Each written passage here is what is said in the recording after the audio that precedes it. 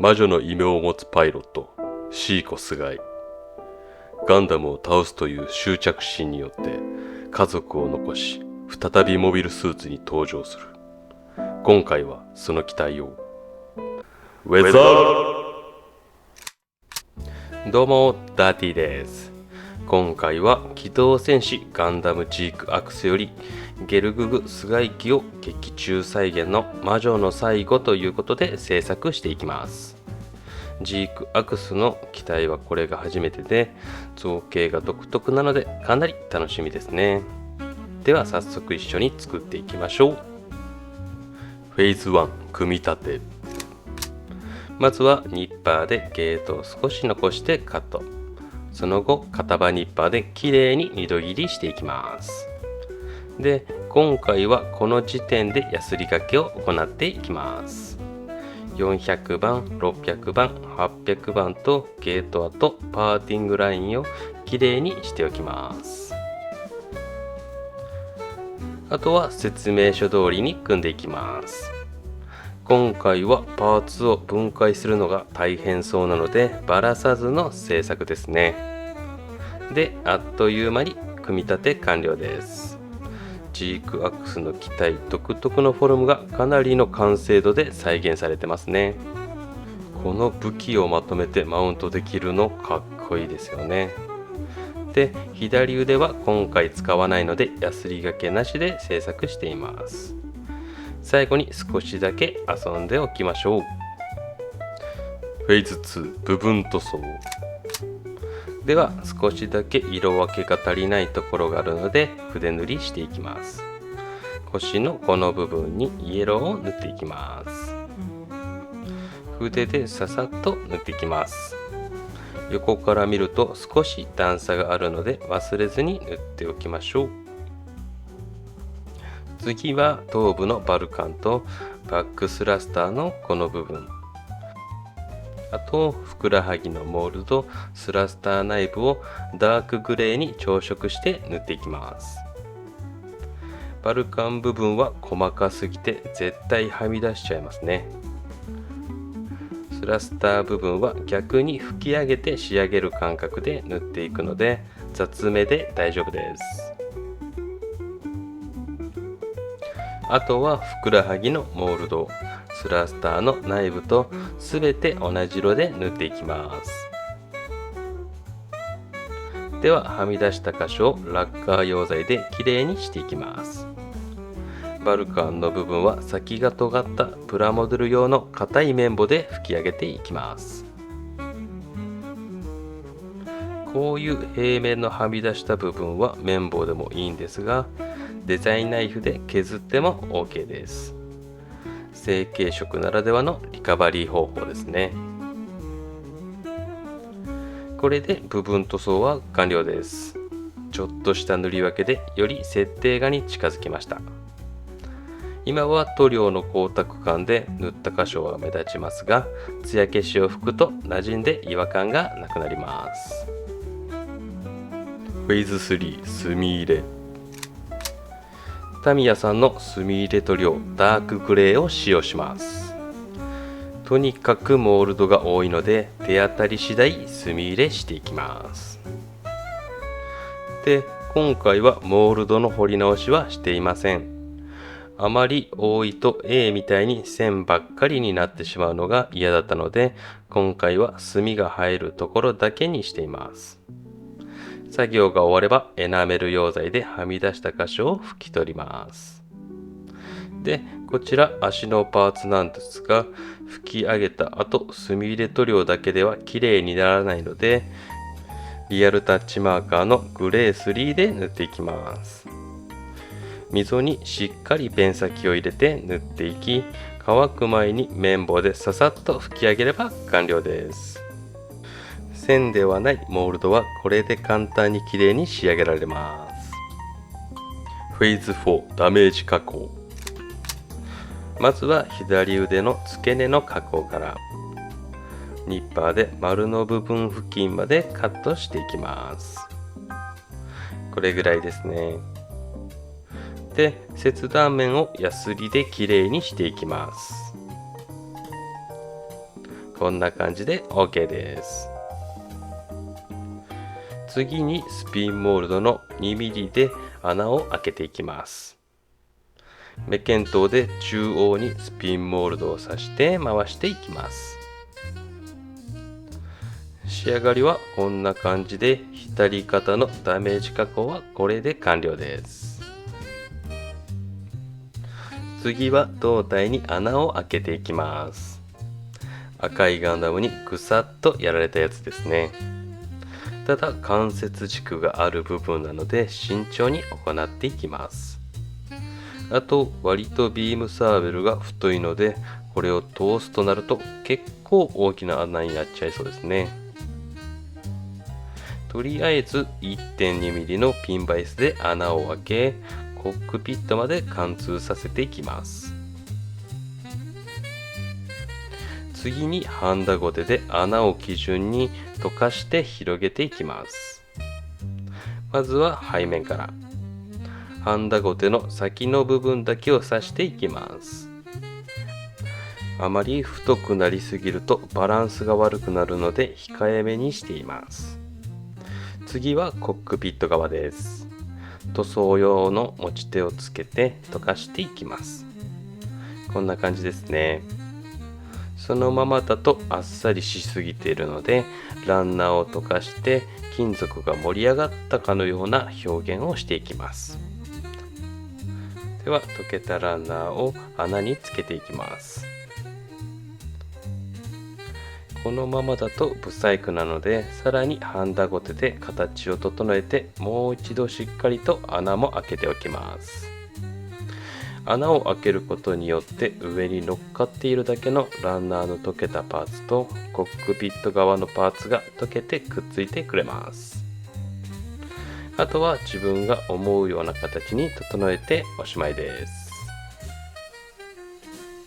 こんな感じで胴体に穴を開けましたが、当然ビームサーベルが入る太さではありません。しかしこれ以上は太くしたくないので、ビームサーベル自体をカットしていきます。刺さっているようにパーツに当ててニッパーでカット。反対側も同じようにカットします。このままでは穴に入らないので、先を斜めにカットして細くしていきます。見ての通りかなり適当にやっています。それを無理やりねじ込むと案外入るんですよね。まさにダーティープレイ。反対側も同じようにして胴体にねじ込むといい感じに仕上がりました。ビームサーベルのパーツが柔らかいので、しっかり穴に入って貫通しているかのような違和感のなさですよね。で、ビームサーベルは一旦外して艶消しのトップコートを全体に拭いておきます。フェーズ5ダメージ表現。艶消しを拭いたらダメージ加工した部分を蛍光イエローとオレンジで塗装していきます。まずは蛍光オレンジから瓶をよく振ってから直接塗料を取って盛り上がった部分をしっかり塗っていきます。こんな感じです。背面は溶かした時に盛り上がった部分だけを塗っていきます。次は蛍光イエローです。こちらも瓶から直接塗料を取って極細の面相筆を使って全体の3割から4割ぐらいを塗っていきます。で、ポイントなんですが、蛍光オレンジが乾燥する前にこのイエローを塗ってパーツの上で塗料を軽く混ぜるようなイメージで塗っていきます。そうすることによってイエローとオレンジの境目がグラデーションのようになり、よりリアルな鉄のドロドロ感が出ます。背面も同じようにします。で、こちら塗装後ブラックライトを当てた様子ですね。オレンジとイエローの光り方が違うので、温度の変化が視覚的に伝わってきますよね。背面はこんな感じです。で、簡単に今回のメインのダメージ表現はこれで終了です。フェーズ6チッピング。水性塗料の焼き鉄色を使います。よく振った瓶の蓋の塗料を直接スポンジにつけて、ペーパーで塗料の量を調節してパーツのエッジ部分にポンポンとチッピング表現をつけていきます。劇中ではノーダメージからの一撃でやられてしまうのですが、制作するにあたりあまりに綺麗すぎるのが個人的にしっくりこなかったので、全体的に軽めに汚しています。左肩の付け根ははぜて綺麗ですが、チッピングして金属感を出しておきます。作業後はこんな感じでライトな仕上がりにしています。フェーズ7ウェザリングマスター。ウェザリングマスターの T セットのオイルを使って汚していきます。主にチッピングした部分を中心にウェザリングマスターをつけてメラミンスポンジでぼかしてなじませていきます。チークアクスの機体は一つのパーツに対しての面が多いので、エッジの強調にもなって一石二鳥ですね。ここでも全体を通して汚しすぎないように意識して作業しました。サックス中の完全再現を目指すならフェーズ6と7は飛ばしても大丈夫です。ファイナルフェーズ完成。これで全ての作業が終わったので組み上げていきます。で、この後の完成動画は仮組みした時の状態で遊んだ映像も含まれています。じゃないとやられているだけになっちゃうので。そして頭をつけて、では完成です。どうぞ。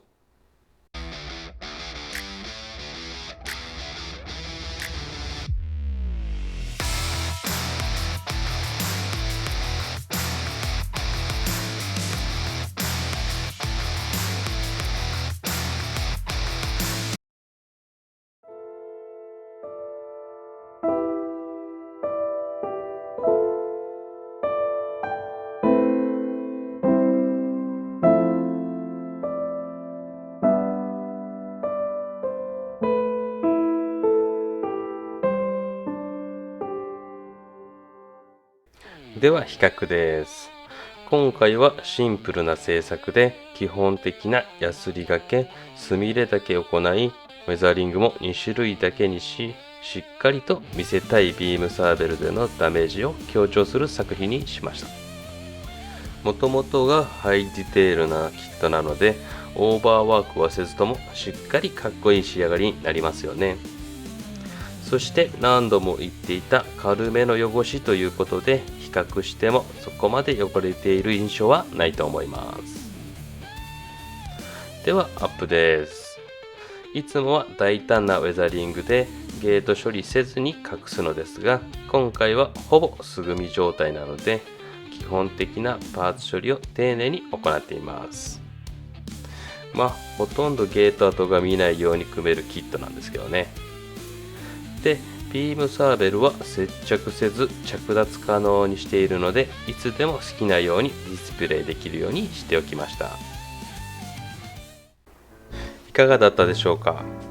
今回はゲルググス回帰の劇中再現で魔女の最後を制作しました。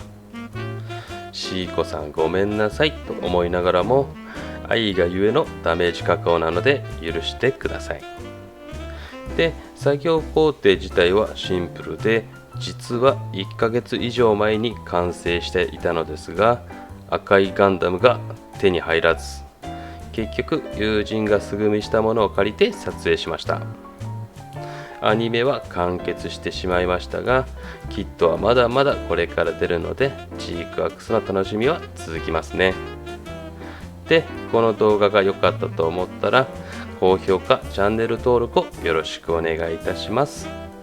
何か一つでもためになれば幸いです。最後までご視聴ありがとうございました。ではまた。